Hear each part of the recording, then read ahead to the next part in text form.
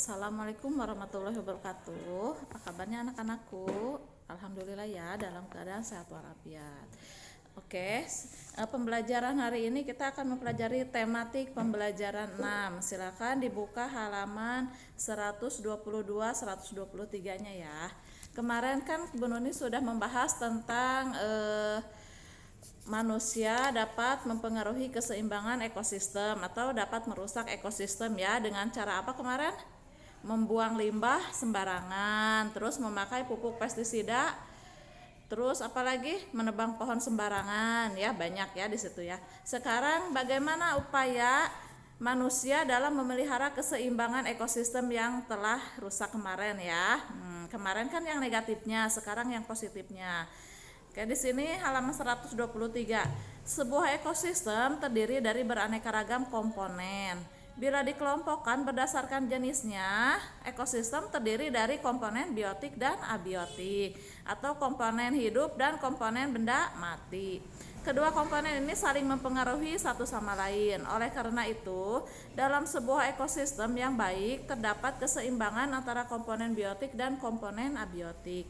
Namun sayang, pada banyak ekosistem keseimbangan itu telah jauh bergeser ya, dengan adanya masalah-masalah yang ditimbulkan oleh manusia itu sendiri. Salah satu penyebab ketidakseimbangan ekosistem adalah kegiatan manusia untuk memenuhi kebutuhan hidupnya. Kegiatan-kegiatan seperti eksploitasi hasil sumber daya alam, kebiasaan buruk manusia, dan kegiatan industri yang mengakibatkan pencemaran memberi dampak buruk bagi ekosistem. Jika kondisi ini berlangsung terus-menerus, manusia juga akan mengalami kerugian ya. Oleh karena itu, agar ketidakseimbangan tersebut tidak semakin parah, manusia wajib melakukan upaya-upaya untuk memulihkan kembali keseimbangan itu. Upaya tersebut antara lain: yang ke-1, melakukan kebijakan pola hidup ramah lingkungan di dalam masyarakat. Yang kedua, tidak melakukan perburuan liar terhadap satwa-satwa. Yang ketiga, tidak menangkap ikan dengan pukat harimau dan bahan peledak. Yang keempat, menggunakan pestisida dan pupuk sesuai dosis yang dianjurkan dan menggalakkan penggunaan pupuk alami atau pupuk organik ya kalau sekarang kita ini mah. Yang kelima, mengolah limbah sebelum dibuang ke sungai atau ke saluran air yang lain. Yang keenam, tidak membuang sampah sembarangan. Yang ketujuh, melakukan proses daur ulang untuk sampah yang bisa dimanfaatkan.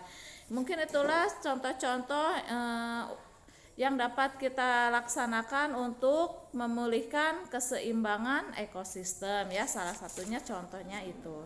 Sekarang kita ke halaman 126. Manusia dapat mempengaruhi keseimbangan ekosistem melalui kegiatan yang dilakukannya. Bisa kegiatan negatif ataupun positifnya ya. Kita sebagai warga masyarakat Indonesia harus memiliki rasa persatuan dan kesatuan, bahwa bersikap menjaga keseimbangan ekosistem untuk kepentingan bersama.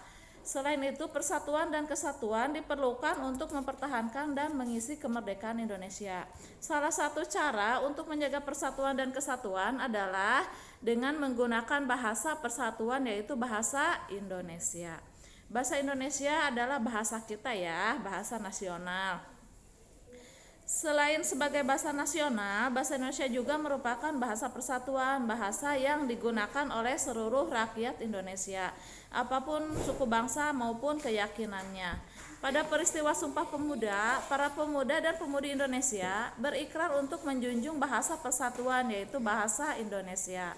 Istilah bahasa persatuan ini dipilih karena para penyusun Sumpah Pemuda menyadari adanya berbagai bahasa daerah yang diakui. Oleh karena itu, bahasa Indonesia dipilih dan dijunjung tinggi sebagai bahasa yang menyatukan berbagai suku bangsa Indonesia. Bahasa Indonesia memiliki peran yang sangat penting dalam mempersatukan bangsa Indonesia ya. Pada masa penjajahan Belanda misalnya, bahasa Indonesia berhasil menggalang semangat kebangsaan dan semangat perjuangan untuk mengantarkan rakyat Indonesia ke depan pintu gerbang kemerdekaan Indonesia, sebagaimana yang tercantum dalam pembukaan Undang-Undang Dasar 1945. Kenyataan sejarah itu berarti bahwa bahasa Indonesia sebagai bahasa persatuan telah berfungsi secara efektif sebagai alat komunikasi antar suku, antar daerah, dan bahkan antar budaya. Jadi intinya terlalu banyak budaya-budaya daerah ya. Para pemuda awalnya menggunakan bahasa daerah. Nah, setelah adanya bahasa Indonesia, maka para pemuda itu menggunakan bahasa Indonesia. Jadi dari seluruh suku-suku itu menggunakan bahasa Indonesia ya. Jadi semuanya dapat dimengerti. Kan kalau satu orang dari daerah Papua misalnya menggunakan bahasa daerahnya, belum tentu dimengerti oleh pemuda yang berasal dari daerah Jawa ya. Jadi bahasa Indonesia adalah bahasa persatuan ya. Bahasa agar komunikasi dapat berjalan dengan baik, maka komunikasi harus dilakukan dengan bahasa yang dimengerti oleh semua suku bangsa, yaitu dengan menggunakan bahasa Indonesia. Penggunaan bahasa Indonesia juga harus sesuai dengan kaidah atau aturan baku yang sehingga komunikasi dapat berjalan dengan baik. Penggunaan bahasa Indonesia yang tidak benar dapat mengganggu komunikasi. Selain itu, pesan dapat berubah makna yang dapat menyebabkan perpecahan dan mengancam persatuan dan kesatuan negara. Oleh karena itu, gunakanlah bahasa Indonesia dengan baik dan benar ya. Jadi kita harus menggunakan bahasa Indonesia dengan baik dan benar, karena jika kita menggunakan bahasa dengan ala kadarnya atau gaul-gaulan, itu dapat menyebabkan perpecahan dan dapat mengancam persatuan dan kesatuan bangsa ya.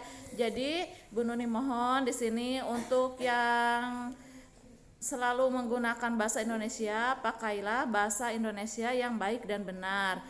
Ataupun yang menggunakan bahasa daerah ya, pakailah bahasa daerah yang baik dan benar pula ya. Baiklah, mungkin untuk pembelajaran tematik kali ini dicukupkan dulu sampai di sini. Marilah kita membaca hamdalah. Alhamdulillahirabbil alamin. Mohon maaf apabila ada kekurangan dan kesalahan. Terima kasih. Wassalamualaikum warahmatullahi wabarakatuh.